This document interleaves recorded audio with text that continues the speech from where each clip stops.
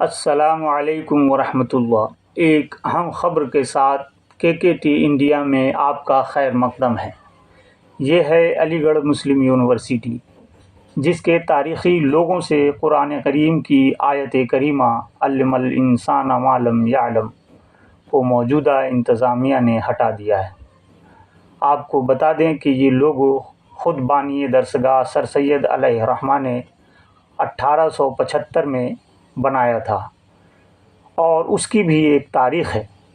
لوگوں میں شامل کھجور کا درخت مدینہ منورہ سے سر سید علیہ الرحمہ خان نے لا کر لگایا تھا، کیونکہ کھجور کا درخت اسلامی تشخص کی علامت ہے۔ کسی بھی ادارہ کا لوگو اس ادارہ کی شان اور پہچان ہوتا ہے۔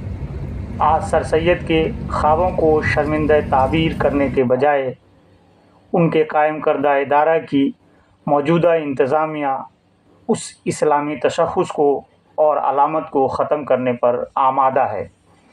یہی وجہ ہے کہ یونیورسٹی کی در و دیوار، بورڈوں، کتابوں، رسالوں پر لگائے گئے لوگوں سے قرآن کریم کی آیت کریمہ کو ہٹا دیا گیا ہے۔ طلبہ میں انتظامیہ کے اس قدم سے بڑی بے چینی اور اضطراب پایا جا رہا ہے، اور انہوں نے انتظامیہ کو انتباہ دیا ہے کہ اگر لوگوں میں دوبارہ آیت کریمہ کو شامل نہیں کیا گیا تو وہ بڑی تحریک چھیڑیں گے۔ اب ہم آپ کو دکھا رہے ہیں، یہ دیکھیں پرانا لوگو جس میں قرآن کریم کی آیت موجود ہے۔ اب دوسرا لوگو دیکھیں جس سے آیت کریمہ کو ہٹا دیا گیا ہے، اور یونیورسٹی انتظامیہ کی طرف سے اس کے جواز میں بہت کمزور دلیل دی جا رہی ہے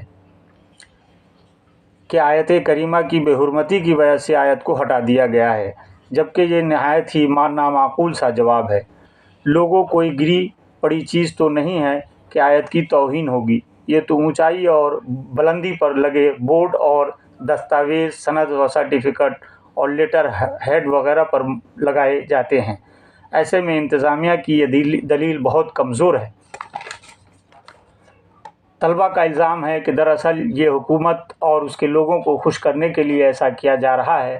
بات جو بھی ہو، مگر علی گڑھ مسلم یونیورسٹی سے تاریخ اور اس کے اسلامی تشخص کو ختم کرنے کی سازش بہت پرانی ہے، مگر کیونکہ پھونکوں سے یہ چراغ بجھایا نہ جائے گا، یونیورسٹی کے اس قدم سے پوری دنیا میں پھیلے علیگ برادری کو بھی بہت دکھ پہنچا ہوگا۔ امید ہے کہ علیگ برادری خاموش نہیں بیٹھیں گے، اور وہ یونیورسٹی انتظامیہ کو اس کے لیے دباؤ ڈالیں گے کہ وہ لوگوں میں دوبارہ آیت کریمہ کو شامل کریں۔